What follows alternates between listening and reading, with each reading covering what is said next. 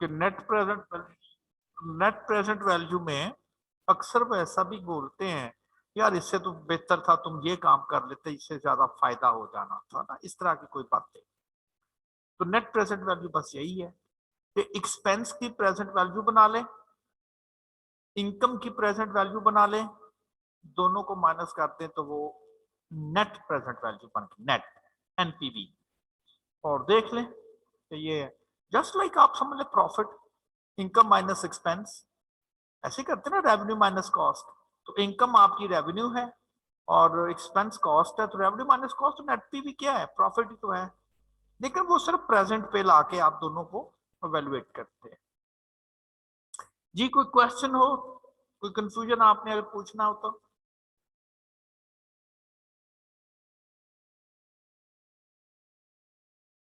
चले, इसका मतलब है कि कोई आपको ऐसा प्रॉब्लम नहीं। अच्छा जी, अब ये एक एग्जांपल 68 है। Pakistan bank limited is considering the two alternatives. उनके पास दो चॉइसेस हैं, either to install an electronic computer for rupees 900,000, या तो वो खरीद लें इलेक्ट्रॉनिक कंप्यूटर को, बहुत बड़ी ऑर्गेनाइजेशन है, कोई बहुत बड़ा कंप्यूटर है, 900,000 का आ रहा है, वो खरीद लें खुद परचेज कर लें, और higher it for 30,000 per month, या फिर वो इसको रेंट पे ले लें 30,000 पर मंथ के हिसाब से। दो choices. The money is worth 12% compounded monthly and the life of the computer is 5 years। यानी कि अगर वो खरीदेंगे तो 5 साल तक वो कंप्यूटर जो है उसकी वर्किंग लाइफ है, बस उसके बाद उसका बियर टीयर का इतना खर्चा कि शायद उनके लिए यूजेबल ना रहे। तो अब वो 5 साल का कंप्यूटर लाइफ वाला या तो खरीदे जो कि 900,000 का आता है, या वो फिर ज़ाहिर है 5 साल क्या करना है, या 5 साल के लिए वो वही कंप्यूटर रेंट पर भी मिलता है, हायर कर लें। अगर वो खरीदेंगे तो ज़ाहिर वो उनकी प्रॉपर्टी होगी, after which it's average value will be 200,000। यानी कि खरीदेंगे 5 साल के बाद वो 200,000 का स्क्रैप में सैवेज वैल्यू भी उसकी होगी, वो बेच भी सकते हैं। If the bank decides to purchase it, अगर तो वो डिसाइड करता है कि नहीं जी हमें खरीद ही लेंगे, it will have to enter the maintenance contract of 10,000 per month. फिर कहता है जी उन्हें एक और खर्चा भी बर्दाश्त करना पड़ेगा, और वो है कि उसको मेंटेन करने के लिए धारा बहुत बड़ा है, तो किसी से आपको कांटेक्ट भी करना पड़ेगा, और वो 10,000 रुपया पर मंथ उसकी देखभाल के लिए भी लेगा। लेकिन अगर आपने हायर किया हुआ है तो जिससे आपने ज़ाहिर हायर किया ये उसकी रिस्पॉन्सिबिलिटी है। जैसे कोई चीज का मसला करेगा, आप जस्ट उनको कहेंगे जी हमने किराए पर लिया था, ये मसला है, आप इसे ठीक करो, वो उनकी रिस्पॉन्सिबिलिटी। लेकिन अगर आप खरीद लेते हो तो फिर 10,000 रुपया पर मंथ आपको एक और एक्सपेंस भी बर्दाश्त करना पड़ेगा, अभी आप ही की रिस्पॉन्सिबिलिटी है। कहता शुड द बैंक बाय और हायर द कंप्यूटर, क्या वो खरीद ले या वो रेंट पे ले, वो किस में ज्यादा उनको फायदा रहेगा। एक चीज तो यहाँ नोट करें, दोनों जगह पर तो मेनली खर्चा ही है, ठीक है ना, खर्चा ही है ना, खरीदना है ये भी एक्सपेंस है, किराए पर लेना ये भी एक्सपेंस है, तो खर्चा ही है दोनों जगह पर। हाँ, एक इनकम जरूर है, वो बिक भी जाएगा खरीदने की सूरत में, ये बिक भी जाएगा, लेकिन मेनली ये एक्सपेंस है एक्चुअली दोनों जगह पर। किराए में लेना एक्सपेंस है, खरीदना एक्सपेंस है। कहता जी किराए में लेने में कम खर्च लगेगा खरीदने में, तो हमने एनपीवी ही निकाल लेंगे, लेकिन ये ज़हन में रखेंगे कि इस दफा शायद हमारे लिए दोनों ही एक्सपेंस हैं, जिसका एक्सपेंस कम होगा वो हम प्रेफरेबली उस ऑप्शन को जो है वो अडॉप्ट कर लेंगे। तो पहले तो हम एनपीवी फाइंड करते हैं in case of buying a computer. खरीदना अगर हो तो हम उसका एनपीवी ले लेते हैं, एक इनकम माइनस एक्सपेंडिचर के फॉर्म में। अब खरीदने में एक एक्सपेंस ही एक्सपेंस है, एक एक्सपेंस आता है उसका खरीदना 900,000 का, और एक एक्सपेंस आता है उसका मेंटेनेंस कॉन्ट्रैक्ट 10,000 पर मंथ। ये दो खर्चे हैं। और इनकम की जहां तक बात करें तो इनकम उसकी आती है जो उसकी स्क्रैप में वो बिकेगा भी। तो 900,000 और 10,000 ये दो एक्सपेंस हैं, और ये 200,000 जो है ये बेसिकली उसकी एक इनकम समझ ले, उनको रिटर्न में आ जाएगा, तो वो उनकी इनकम इनकम डिक्लेयर हो जाएगी। इसकी पहले एनपीवी ले लेते हैं। Present value of maintenance contract, उसकी प्रेजेंट वैल्यू फाइंड करेंगे ना, क्योंकि वो तो पर मंथ है, वो तो पूरे 5 साल पर एक्सपेंस जो है वो स्प्रेड है। क्योंकि ये 10,000 है, इक्वल इन अमाउंट है, तो सिंपल हो गया, आप इसकी प्रेजेंट वैल्यू कैलकुलेट करेंगे एनुटी की फॉर्म में, क्योंकि इक्वल इन अमाउंट है।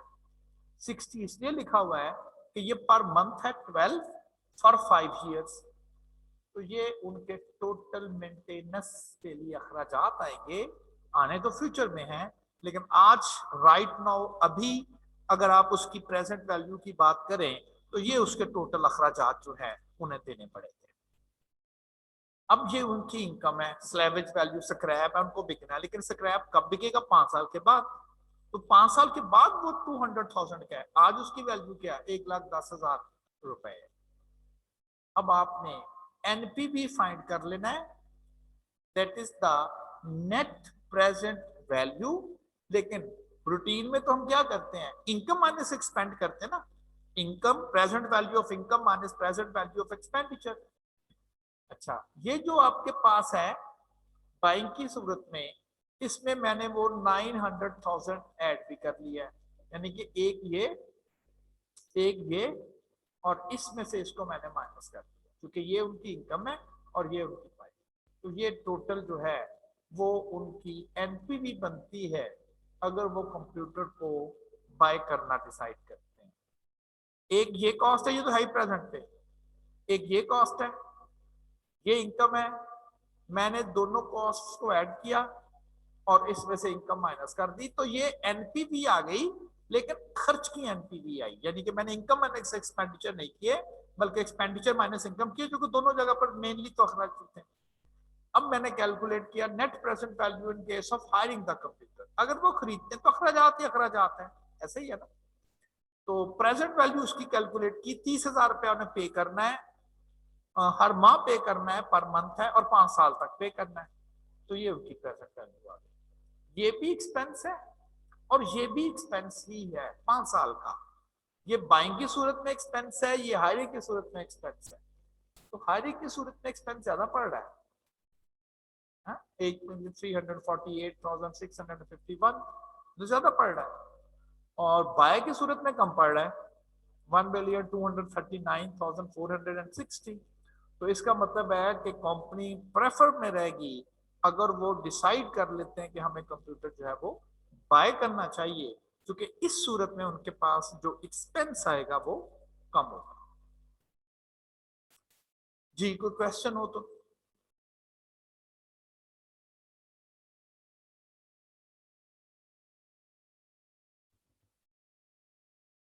अच्छा, अब ये भी आपके पास्ट पेपर्स का ही क्वेश्चन है, ऑल्दो लिटिल बिट लेंथी है, लेकिन आपके पेपर में आ चुका है, और डिपेंड करता है कि अब अगर एग्जामिनर डिसाइड करता है कि मुझे ये क्वेश्चन पेपर में देना है, तो कैसे वो इसको इसको इसको मैनिपुलेट करेगा कि इस क्वेश्चन को जरा थोड़ा सा इस काबिल ले आ जाए कि ये कम से कम 3 नंबर के मुताबिक तो हो। क्वेश्चन है, a company is considering a project which requires an investment of 1,200,000 now invest, वो एक प्रोजेक्ट सोच रहे हैं जिसका जो इन्वेस्टमेंट है वो 1,200,000 नाउ अभी ये खर्च करना पड़ेगा, and ₹300,000 at the end of the first year.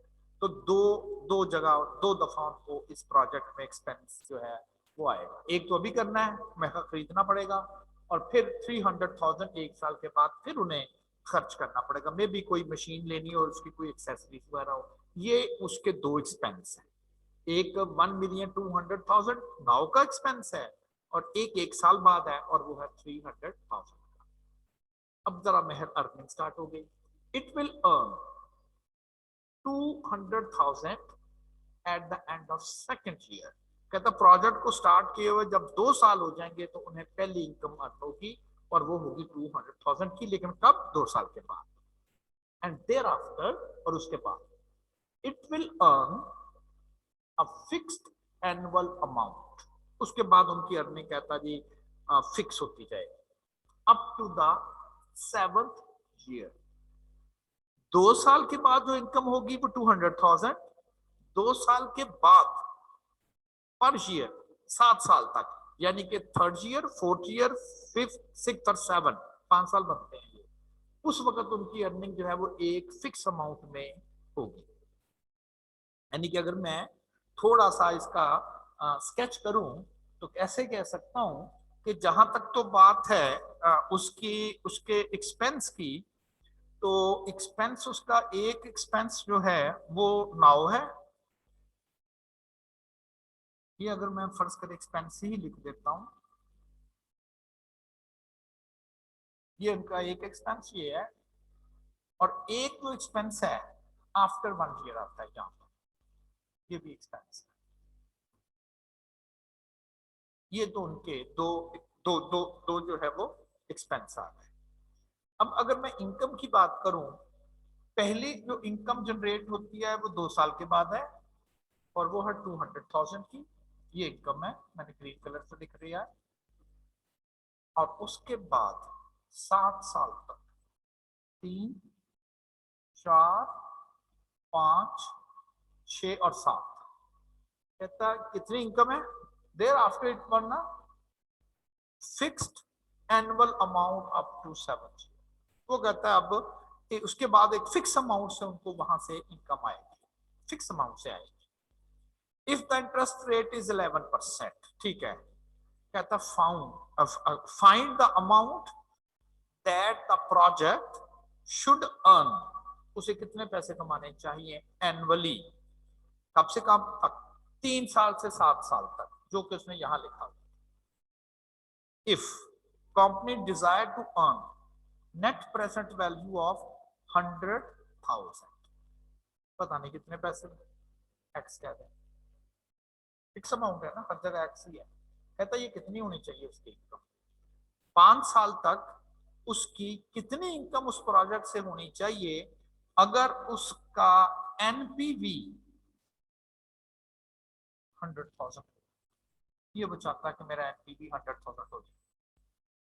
अब जो पिछला क्वेश्चन था उसमें आप समझ लें, आपको जो जो क्वेश्चंस दिए हुए थे उसमें एक्सपेंस और इनकम्स दी हुई होती थी, एनपीवी पूछी होती थी।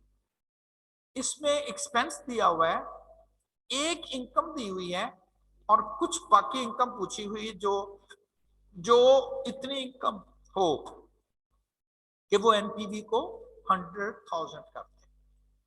आप ये समझ लें कि ये एक आपको इक्वेशन मिली हुई है, ठीक है ना। एनपीवी इज इक्वल टू 100,000, ये एक इक्वेशन है। और इस इक्वेशन में क्योंकि ये नेट प्रेजेंट वैल्यू है, आप वैल्यू पुट करेंगे present value of expense outflow minus present value of income inflow is equal to 100,000। जब आप present value of expense calculate करेंगे, ये तो ऑलरेडी प्रेजेंट पर है, इसको भी यहां पर ले आएंगे तो ये तो आ जाएगी प्रेजेंट वैल्यू ऑफ एक्सपेंस। अब आ जाएगी प्रेजेंट वैल्यू ऑफ इनकम। अब जो प्रेजेंट वैल्यू ऑफ इनकम है इसको 2 साल पहले लेकर आएंगे, 2 साल पहले। और ये जो रकम है ये भी इनकम ही है लेकिन ये फ्यूचर में है, इसको भी स्टार्ट में ले आएंगे। यस, एक्स ही ले है ना, एक्स को एक्स ही रहने दें। यहां जब आप इनकी प्रेजेंट वैल्यू पुट करेंगे वो यहां पर आ जाएगी। इनकम की प्रेजेंट वैल्यू यहां पर पुट करेंगे और उसमें एक्स इन्वॉल्व होगा, एक्स के लिए सॉल्व कर दीजिएगा, ऐसे ही है ना। तो अब हम इसको जो है वो अपग्रेड करते हैं।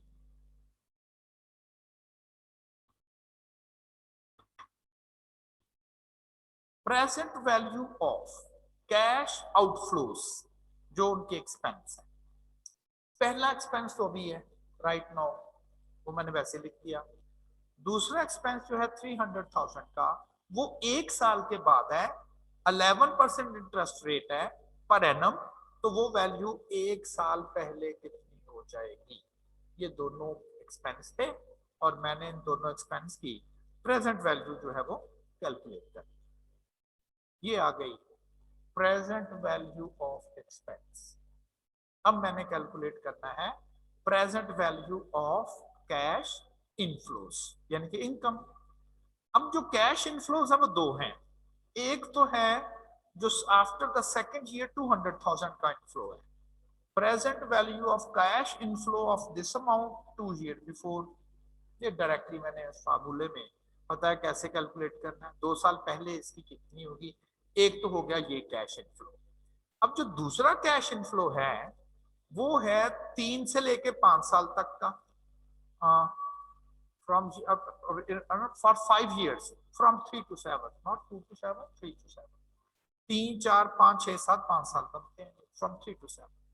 Let the amount required to earn each year for 5 years, 5 साल, 3 से लेके 7 साल तक, हर साल वो कितने पैसे कमाए कि उसका एनपीवी 100,000 हो। ये हो गया प्रेजेंट वैल्यू ऑफ आउटफ्लोस, ये हो गई प्रेजेंट वैल्यू ऑफ इनफ्लो, और एक इनफ्लो एक्स है उसकी प्रेजेंट वैल्यू फाइंड करना। अच्छा, ये जो आपके पास आएगा 7 5 साल, ये 5 साल बनते हैं ना, तो 2 साल ये बन गए, 5 और 2 7, 5 साल उसकी कितनी इनकम होनी चाहिए, 5 साल एक्स। अगर मैं आपको ये कहूं कि ये एन्युटी है इसलिए कि इसकी अमाउंट सेम है और ईयर इसका जो है वो पर एनम है, बिल्कुल ये एन्युटी है।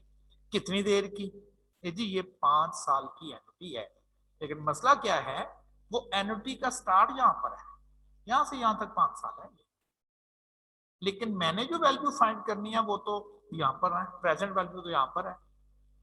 आप कहिए ये जो 2 साल है ये तो एन्युटी नहीं है, यस ये 2 साल की एन्युटी नहीं है, लेकिन ये 5 साल की एन्युटी जरूर है, तो याद आ गया डेफर्ड एन्युटी। तो present value of deferred annuity, जिसमें 5 साल की एन्युटी है और 2 साल उसका क्या है डेफर्ड पीरियड, क्योंकि यहां तो एन्युटी नहीं है, तो हम इसकी प्रेजेंट वैल्यू कैलकुलेट करेंगे, एक्स की प्रेजेंट वैल्यू कैलकुलेट करेंगे with the help of deferred annuity. तो present value of deferred annuity, आपको याद होगा ये तो हो गया present value of annuity for 5 year, R की जगह मैंने लिख दिया एक्स, बाकी चीजें आपको पता है।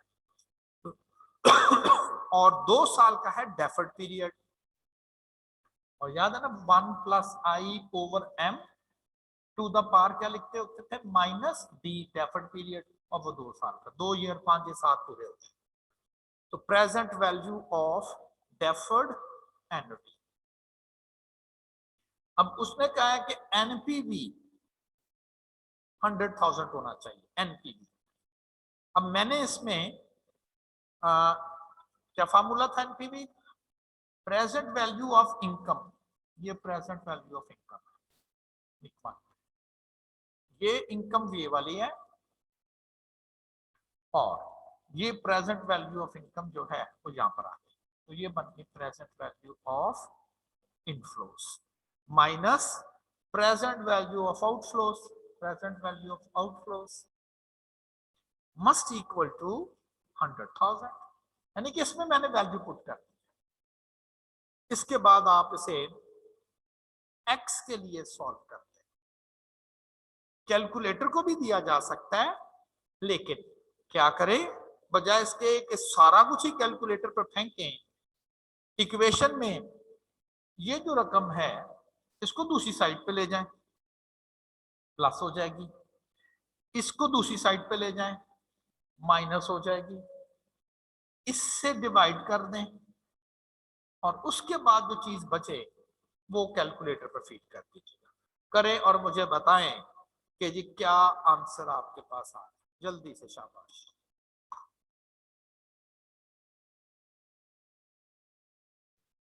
जी कोई क्वेश्चन किसी ने पूछना हो मुझसे अब?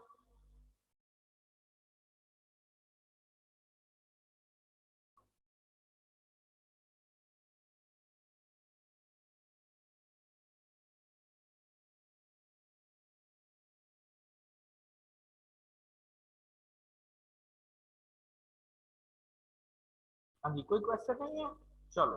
अच्छा यार मेरी आवाज आ रही है, हैंड रेस करेंगे जरा सारे, जल्दी से हैंड रेस करें, हैंड सारे, सब ऑल टुगेदर, जितने लोग हैं सब हैंड रेस करें।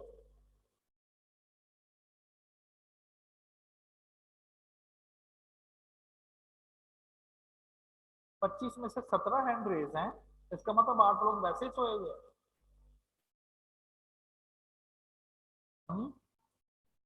25 ऑनलाइन है, 17 हैंड रेस हैं, बाकी सोए हुए हैं, मैं वो चला के बस चले जाते हैं।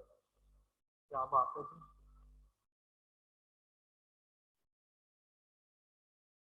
चलिए ठीक है जी, डाउन योर हैंड्स। अच्छा जी, ये तो हो गया कि नेट प्रेजेंट वैल्यू किस प्रोजेक्ट की कैसे कैलकुलेट की जाती है, और साथ ही उसके रेलेवेंट जो भी प्रॉब्लम है वो बात। अब प्रॉब्लम नेट प्रेजेंट वैल्यू का ही है, लेकिन आप समझ लें, अगर मैं आपको ये कह दूं सिर्फ इतना बोल दिया जाए कि आपने कैलकुलेट करना है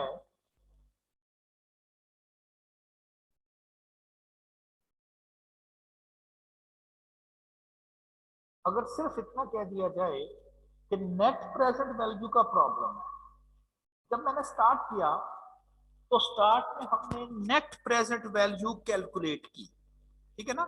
आपको इनकम एक्सपेंस दिए थे, आपको कह दिया गया find the net present value, आपने कैलकुलेट की।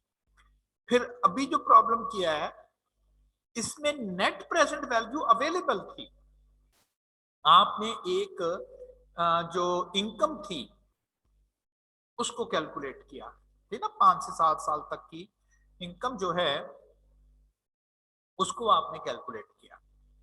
अब अगर ये प्रॉब्लम आ जाए आपके पास कि कहता है कि ऐसा ऐसा इंटरेस्ट रेट बताएं, simple question, find rate of interest I. अब प्रेजेंट वैल्यू नहीं, अब एनपीवी नहीं पूछा हुआ, अब उसने इनकम नहीं पूछी हुई, बल्कि अब वो पूछ रहा है आई कितना होगा, find i for which N P V is equal to 0।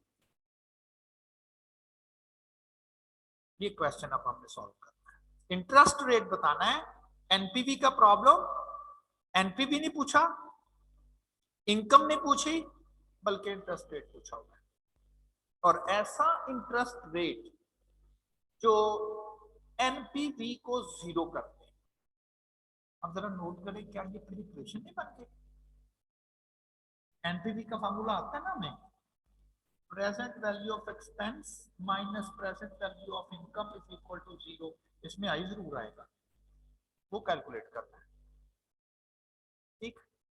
ऐसा इंटरेस्ट रेट, इसको रिटर्न रेट भी बोलते हैं, ऐसा इंटरेस्ट रेट जो एनपीवी को 0 करते हैं, सॉल्व करके हम सॉल्व कर देंगे। उस इंटरेस्ट रेट को हम बोलते हैं internal rate of return, IRR. Simple याद रखें, interest rate that becomes NPV is equal to 0. NPV 0 वैसे कब होगी? Present value of expenditure must equal to present value of income. Break even पड़ा होगा शायद कभी, बस ये वही है, ऐसे ही समझ लें, ये ब्रेक इवन नहीं है। यदि कितना इंटरेस्ट रेट जो है उस प्रोजेक्ट के जितने खर्चे होते हैं इनकम के बराबर हो जाए, किस इंटरेस्ट रेट पर ये होगा, उसको हम इंटरनल रेट ऑफ रिटर्न बोलते हैं। इसका मतलब है हमें सिर्फ इंटरेस्ट रेट ही फाइंड करना, बाकी चीजें इक्वेशन तो हमें पता क्या लिखें। Internal rate of return, internal rate of return जिसे हम IRR से अब्रीविएट करेंगे, इज द डिस्काउंट रेट। देखिए डिस्काउंट रेट यहां पर मैंने याद करे इसलिए क्या है कि वो डिस्काउंटिंग प्रोसेस क्या है, फ्यूचर से प्रेजेंट वैल्यू बनाना, यही था ना डिस्काउंटिंग फैक्टर। कहते हैं internal rate of return is the discount rate, कौन सा, eight which NPV of an investment becomes 0। इसे हम IRR बोलते हैं।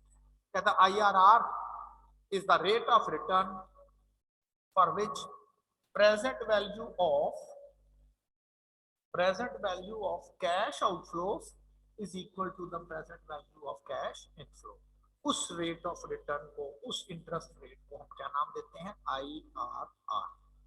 तो फिर क्वेश्चन क्या रह गया, if NPV is 0 find I, और इस I को हम बोलते हैं इंटरनल रेट ऑफ रिटर्न। अब अगर हमारे पास कैलकुलेटर की ऑप्शन ना हो, इस मेथड को या इस फॉर्मूले को हमें अप्लाई करके internal rate of return find करना पड़ेगा। ये फॉर्मूला भी याद करना है, उसकी रीजन है ना क्यों याद करना है, ये अभी अभी समझ आएगी कि हमें क्यों याद करना। फिलहाल इंटरनल रेट ऑफ रिटर्न कैसे कैलकुलेट करना, एक क्वेश्चन करते हैं डायरेक्टली। कोई मैंने आपको फॉर्मूला नहीं बताया, बस इतना पता है कि इंटरनल रेट ऑफ रिटर्न उस रेट ऑफ रिटर्न को करेंगे जो ये काम करते हैं। बस ये इक्वेशन आपके पास है, प्रेजेंट वैल्यू आपको बनानी आती है, I फाइंड करना है आपको। कहता है if the cost of a project is 65 million and inflows, sorry 5 million I think, मुझे यहां से प्रॉपर्ली एक्चुअली नहीं पढ़ा जा रहा। If the cost of a project is 5 million and inflows during the 3 years are 0.5 million, 0.85 million, 1.5 million and 5.2 million respectively, find IRR, find rate of return, find interest rate जो के present value of expenditure को present value of income के बराबर करता है। ये अगला question है।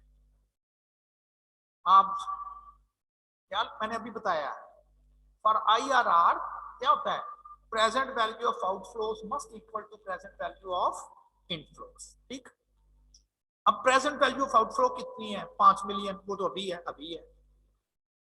अब जो इनफ्लोज हैं, पहला इनफ्लो 1 साल के बाद है, फिर 2 साल के बाद है और फिर 3 साल के बाद है। 0.85 है, 1.5 है, 5.2। अब इसकी आपने बनानी है प्रेजेंट, अलग-अलग बनानी पड़ेगी क्योंकि हर अमाउंट ही फर्क है। प्रेजेंट वैल्यू का फार्मूला क्या होता है, P 1 + I over M, sorry future value 1 + I over N to the power minus N, यही होता ना। अब पहली जो वैल्यू है वो है 0.85, 1 प्लस, अब रेट ऑफ रिटर्न कितना है यही तो मालूम करना है, अननोन था, ये मालूम करना था।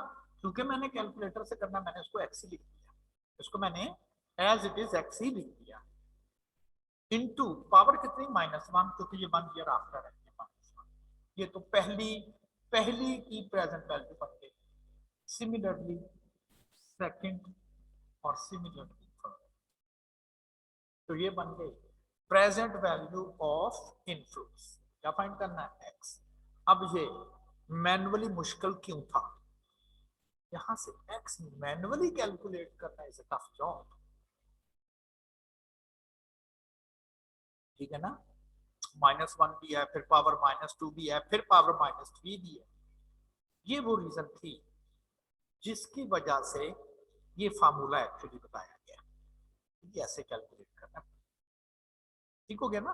तो रीजन समझ आई। अब चूंकि हमारे पास कैलकुलेटर की ऑप्शन अवेलेबल है, क्या फाइंड करना है? एक्स। हम इस क्वेश्चन को एज इट इज कैलकुलेटर पे टाइप कर देते हैं। जैसे ये क्वेश्चन लिखा हुआ है वैसे ही हम इसे कैलकुलेटर पे टाइप कर देंगे। करें आप भी साथ साथ, शाबाश, जल्दी से। मैं भी करता हूं, आपने भी मेरे साथ ही टाइप करते जाना।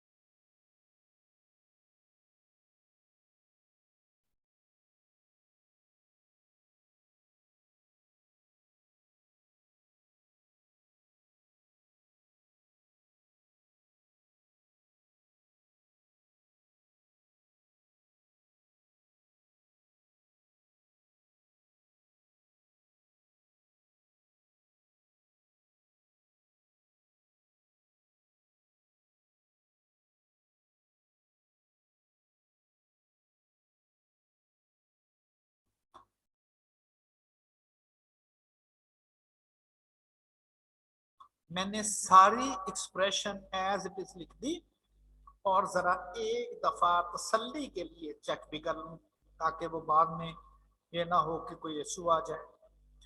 चले जी, ये 5 is equal to 0.851 plus x to the power -1, ये तो ठीक है, plus 1.5 into 1 plus x to the power -2 plus 5.2 into 1 plus x to the power -3, ठीक है। क्या करना है अब? Solve for x. Solve for x. Multiply with 100, 17.64।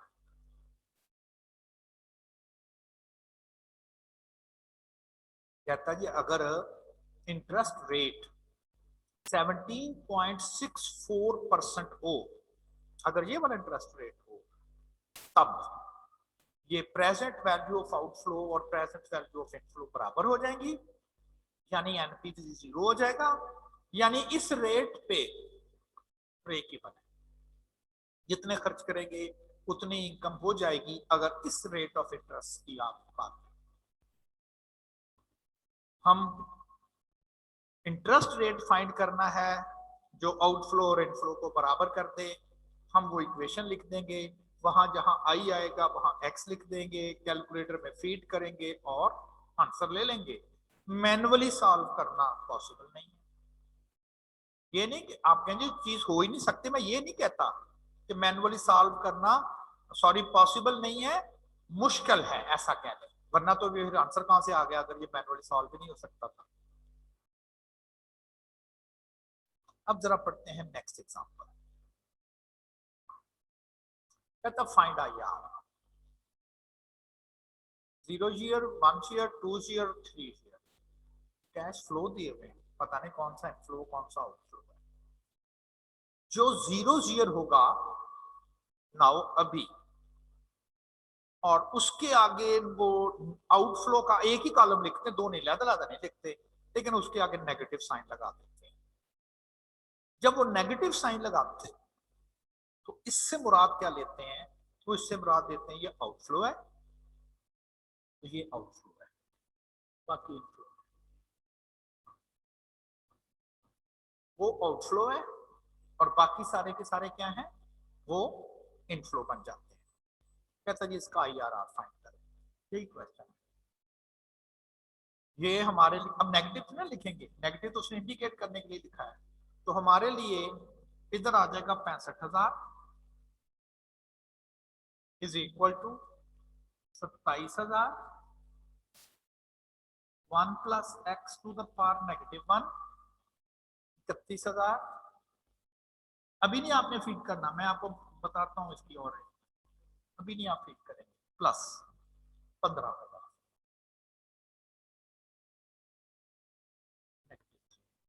ठीक है ना।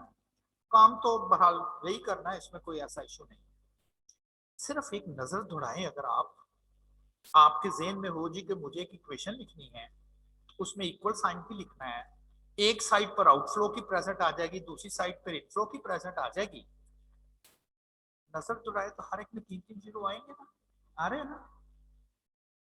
आप इन जीरोस को समझ लें, ऐसा समझें कि जी हमने सिंप्लीफाई करके लिखना है, हमने सिंप्लीफाई करके लिखना है।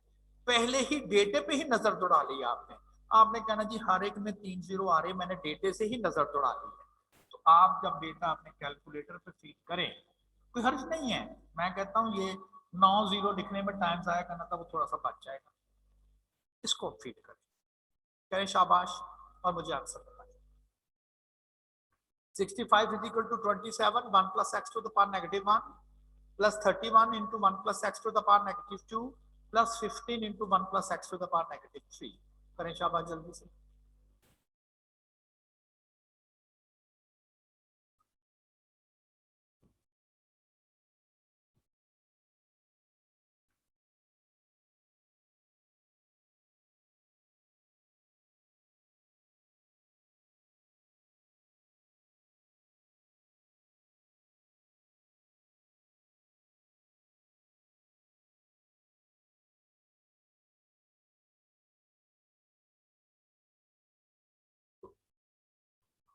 जी तो आपने IRR फाइंड करना था, इक्वेशन में वैल्यू रखी और उसके बाद चार्ट को थोड़ा सा सिंप्लीफाई कर लेते हैं। ये जो 3-3 जीरो वाला काम है, ये वाला, इसको डिवाइड अगर आप कर दे तो ये इक्वेशन थोड़ी सिंपल फॉर्म में रह जाती है। तो ये आपका IRR। ये जो IRR है एक्चुअली, ये आप ऐसा समझें, अगर मैन्युअली सॉल्व करना हो, इक्वेशन आपको पता चल चुकी है कि वो काफी जरा मुश्किल बनती है, मैन्युअली सॉल्व करने में मुश्किल बनती है। फिर मैनुअल सॉल्व करने का एक्चुअली तरीका है क्या, मतलब वो तो इक्वेशन तो अगर मुश्किल है तो फिर क्या है तरीका। आप ये समझें कि ये आपके पास आई है और यहां पर एनपीवी है, नेट प्रेजेंट वैल्यू। आपने वो आई तलाश करना है जिस पर एनपीवी 0 हो जाती है। फर्ज कर ऐसे मैं ग्राफ ड्रॉ कर रहा हूं, यहां पर जाहिर है ऊपर एनपीवी पॉजिटिव है और नीचे वाली एनपीवी जो है वो नेगेटिव है। आपने यहां पर एक रेट ऑफ इंटरेस्ट देखा, अपनी मर्जी से जो करते हैं लोग, यानी कि जिस तरह से करना है। आप कहते हैं जी क्या करें, वो कहता है जी आप अपनी मर्जी से विद योर ओन चॉइस कोई भी एक रेट ऑफ रिटर्न ले, इंटरेस्ट रेट। तो इंटरेस्ट रेट 90% तो नहीं होता किसी बिजनेस का। रूटीन में हम क्या पढ़ रहे हैं, 3 4 5 6 7 8 9 10, तो कोई कंडीशन नहीं है। कहता आप अपनी मर्जी से एक इंटरेस्ट रेट लेते हैं।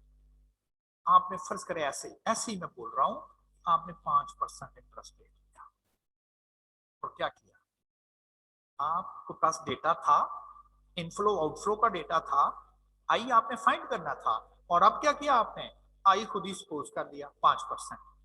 फिर तो सारी चीजें पूरी नहीं होगी, फिर सारी चीजें पूरी होगी। और आपने अब क्या करना है, आपने फाइंड करना है एनपीवी एट 5%, क्योंकि सारी चीजें आपको पूरी हैं। डेटा इनफ्लो आउटफ्लो का पहले ही था, जैसे पिछली एग्जांपल की बात करें, यानी कि अगर मैं आपको कहूं, इसी एग्जांपल की बात करें, यदि आप IRR फाइंड करें, मैं कहता हूं कि मैंने तो चले कैलकुलेटर पे रख के इसे सॉल्व कर दिया है, ठीक है ना। फर्ज करें नहीं है, तो आपने करना फिर क्या है, आपने ये करना है कि यहां अपनी मर्जी से 0.05 रख दिया आपने, यहां पर भी, यहां पर भी और यहां पर भी 0.05 रख दिया। अब आपने इसकी कैलकुलेशन परफॉर्म कर दी और आई अपने मर्जी से 0.05 रख दिया। अब हुआ क्या, आपने जब इसका एमपीवी फाइंड किया 5% के साथ, आंसर आ गया 0। फर्ज करें आपने तो खुशी से छलांगे लगाई, आपने कहा वो क्या कहते हैं, अन्य अन्य हाथ बटेरा आ गया। उसे पता ही नहीं, उसने ऐसे हवा में तीर फेंका, ऐसे हवा में हाथ मारा, वो हाथ में उसने बटेरा पकड़ लिया। वाह क्या कमाल किया, इस नजर आता नहीं था और इसने हवा में उड़ता हुआ एक बटेरा पकड़ लिया। इसे कहते हैं अन्य हाथ बटेरा आया। आपने ऐसे तुक्का मारा 5%, उसने कहा हाँ जी इसका एनपीवी 0, आपने कहा ले आंसर आ गया। बहुत रेयर चांस है कि आपके हाथ ऐसे बटेरा आ जाए, ठीक हो गया। लेकिन फर्ज करें 5% पे एनपीवी आपको जब नोट किया तो पता चला वो एनपीवी पॉजिटिव था। आपने कहा ना ये 0 तो नहीं है, 0 यहां पर होगा ना, ये 0 नहीं है, पॉजिटिव है। अब आपने एक और एनपीवी लेना है, सॉरी एक और रेट लेना है, एक और रेट।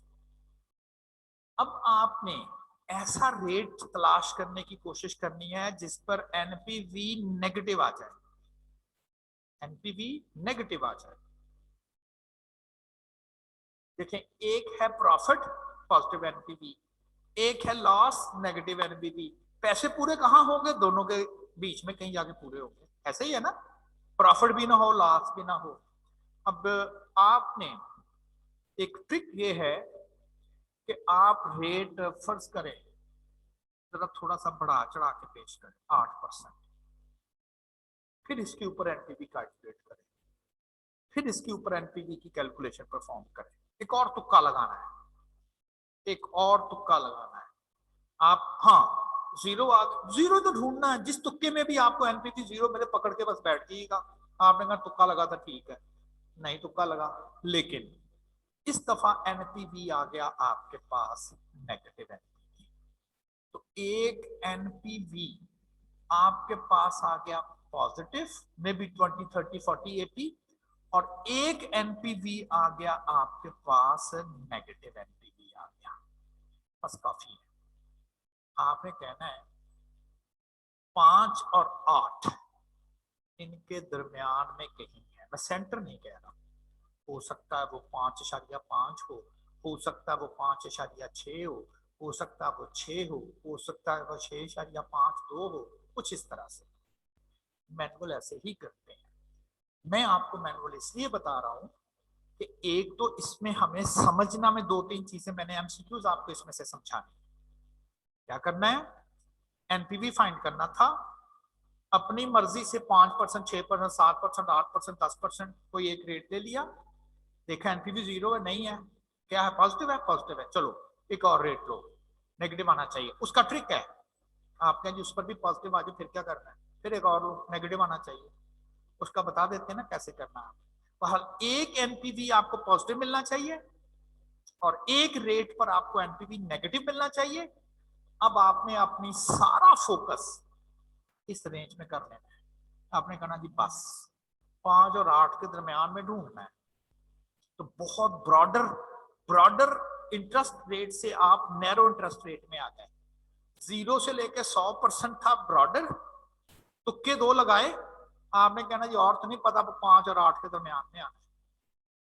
अब वहां से कैसे तलाश करना, अब जो मैंने मैनुअल वे लिखा था उसको अब आप, मैं समझता हूं जी हमें कैलकुलेटर से फर्ज करें नहीं आता, कहता जी कैलकुलेशन करनी कैसे है।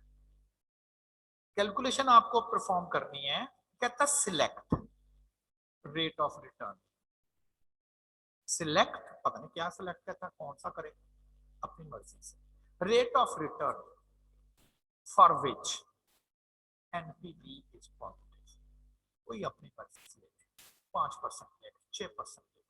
आपने कहा जी अगर वो 0 आ गया तो खत्म काम, नेगेटिव आ गया तो फिर क्या करना है, फिर एक और रेट ऑफ रिटर्न लेना, वो पॉजिटिव।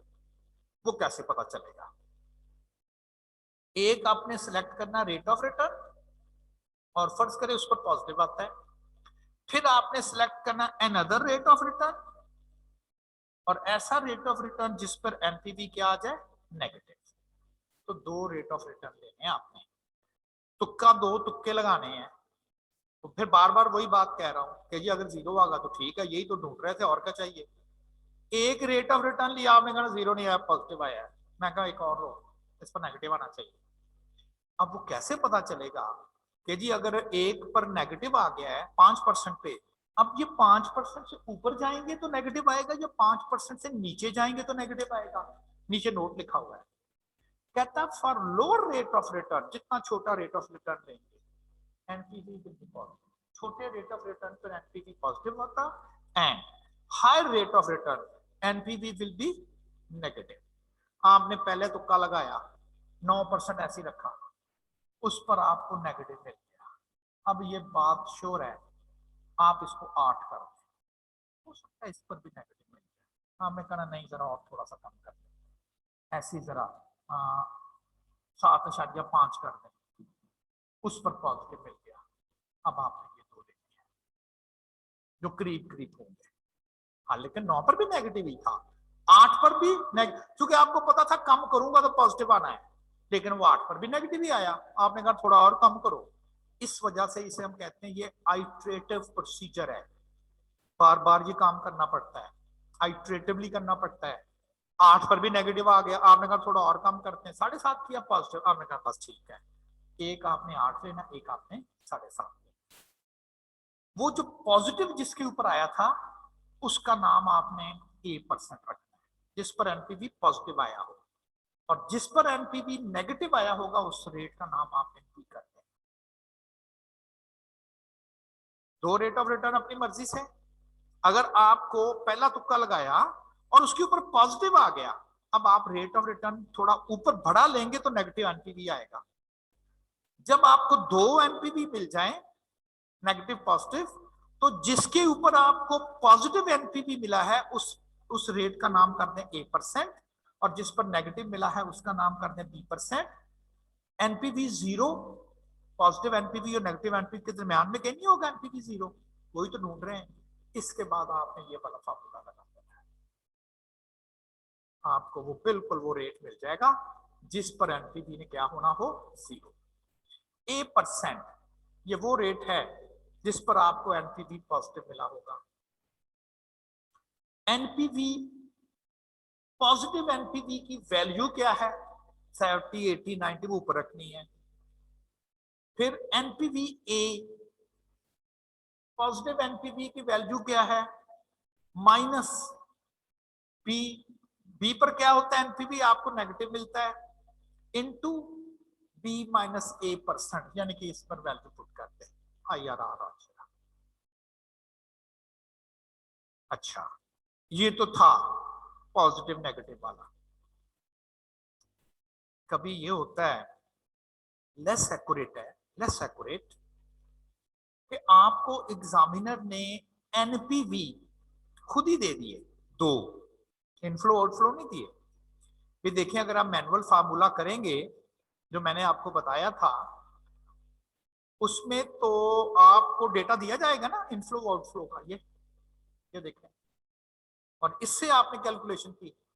एग्जामिनर करता क्या है, वो आपको एनपीवीज देता है, एनपीवीज कहता डेटा नहीं मैं दे रहा, रेट ऑफ रिटर्न बताएं। ये देखें इसमें एनपीवी यूज हो रहा है, ओरिजिनल रिटर्न नहीं यूज कर रहा, एनपीवी यूज कर रहा है। इसलिए ये फार्मूला पढ़ना जरूरी है कि sometimes examiner original inflow outflow नहीं देता, बल्कि इनफ्लो आउटफ्लो से एनपीवी कैलकुलेट करके दे देता है। कहता है जरा अब रेट ऑफ रिटर्न बताओ, अब इसका इंटरनल रेट ऑफ रिटर्न बताओ। कभी हमें तो हम कहते हैं ना एक पॉजिटिव होना चाहिए एनपीवी और एक नेगेटिव एनपीवी होना चाहिए, एग्जामिनर नहीं देता। तो फिर आपने क्या करना है, हायर जो बड़ा एनपीवी हो उसे आपने पॉजिटिव वाला समझ लेना है, दूसरा भी पॉजिटिव ही है लेकिन है उससे छोटा एनपीवी। फर्ज करें ये 70 है, ये 50 है, दोनों पॉजिटिव, नेगेटिव तो है नहीं, ठीक है ना। तो जो बड़ी है उसे आपने पॉजिटिव समझ लेना, और जो छोटी है वो भी पॉजिटिव, लेकिन आपने उसे लोअर वैल्यूज ले लेनी। तो इसको आपने एनपीवी एट ए और इसे एनपीवी एट बी दूसरे रेट पर, बड़ी वैल्यू हो उसको ए और जो छोटी एनपीवी हो उसे एनपीवी बी कहना है। इसका रेट ए और इसका रेट बी इस फार्मूले में आपने पुट कर दिया। लोग मैनुअल कैसे करते हैं, डेटा से ना खुद ये सारी कैलकुलेशन करते हैं, कहां पर एनपीवी पॉजिटिव आता है कहां पर नहीं, को इनफ्लो आउटफ्लो दिया हुआ है, हम वो ऑप्शन नहीं कर रहे। इनफ्लो आउटफ्लो दिया हुआ हो हम कैलकुलेटर पे जा रहे हैं। ठीक, अब जरा अगली एग्जांपल देखिएगा, कहता है the NPV of an investment is $230 when the discount rate is 5%। कहता है 5% पे एनपीवी है 230, तो एनपीवी 0 तो नहीं है, नहीं है, तो ये रेट ऑफ रिटर्न नहीं है, इंटरनल रेट ऑफ रिटर्न नहीं है। एंड 160 when NPV is 12%, कहता है इंटरनल रेट ऑफ रिटर्न बताओ। इंटरनल रेट ऑफ रिटर्न कहता है कि एनपीवी 0 कहां पर हो, ये बता, ये क्वेश्चन है। अब देखिए इनफ्लो आउटफ्लो नहीं दिया, वरना मैं डायरेक्टली फीड कर देता। इनफ्लो आउटफ्लो नहीं दिया, वरना मैं डायरेक्टली फीड कर देता। अब दोनों ही पॉजिटिव हैं, ठीक हो गया। चूंकि ये बड़ी एनपीवी है, इसका नाम आप कर देंगे एनपीवी एट ए और इसका नाम होगा 8%। ये चूंकि छोटी है तो इसका नाम हो गया एनपीवी बी और इसका रेट कर दिया जाएगा B%। ये रिवर्स होंगे, अगर एनपीवी छोटी होगी तो उसका रेट बड़ा होगा, अगर एनपीवी बड़ी होगी तो उसका रेट छोटा होगा। हायर रेट, चूंकि एनपीवी ये बड़ी है तो इसका रेट छोटा होगा, वो 5%। ये एनपीवी छोटी है, इसका रेट बड़ा होगा 12%, और मैंने इधर वैल्यू पुट कर दी A%, NPV at A, NPV at A minus NPV at B and minus B minus A. Solve कर दिया, 28% आ गया। कहता जी 28% रेट ऑफ रिटर्न पे जो है वो एनपीवी 0 बन। अब देखिए बीच में नहीं आई, इसलिए कि नेगेटिव पॉजिटिव नहीं थे ना दोनों। अगर ये नेगेटिव पॉजिटिव होते ना तो फिर मैंने कहना था एनपीवी 0 दरमियान में कहीं आएगी। जैसे जैसे देखिए रेट बढ़ता जा रहा है ना, देखिए बढ़ता जा रहा है ना रेट, और एनपीवी क्या होती जा रही, छोटी होती जा रही है। बढ़ते बढ़ते बढ़ते इतनी छोटी हो जाएगी, 0 आ जाएगा, फिर एनपीवी नेगेटिव में चली जाएगी। बस आप यहाँ 0 आना बाहर रखो, 28% में जाके देखें 0 आ जाएगा। जी कोई क्वेश्चन करना हो आपने मुझसे?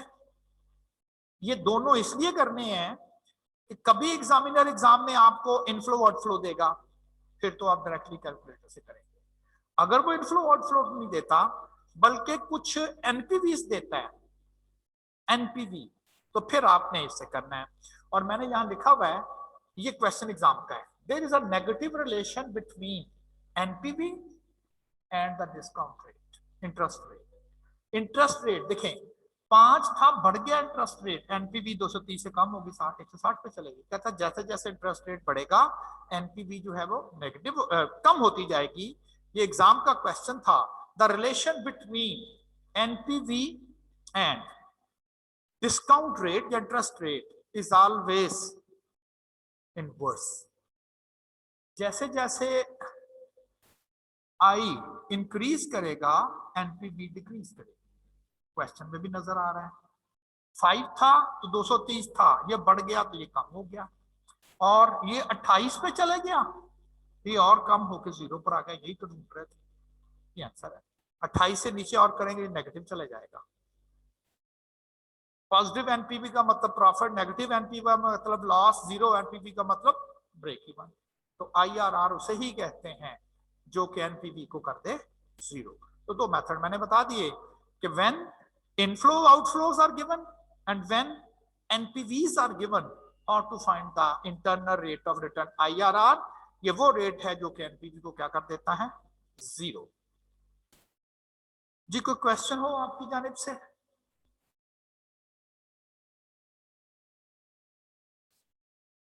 चलिए जी, मुझे आज थोड़ा सा ऑफिस का काम है, मुझे शायद क्लास छोड़नी पड़े। अगर आपको कोई क्वेश्चन नहीं है, अगर है भी तो कल कल आप मुझसे डिस्कस कर लीजिएगा, क्योंकि आज मुझे थोड़ी सी अभी जल्दी। ओके जी, अल्लाह हाफ़िज़।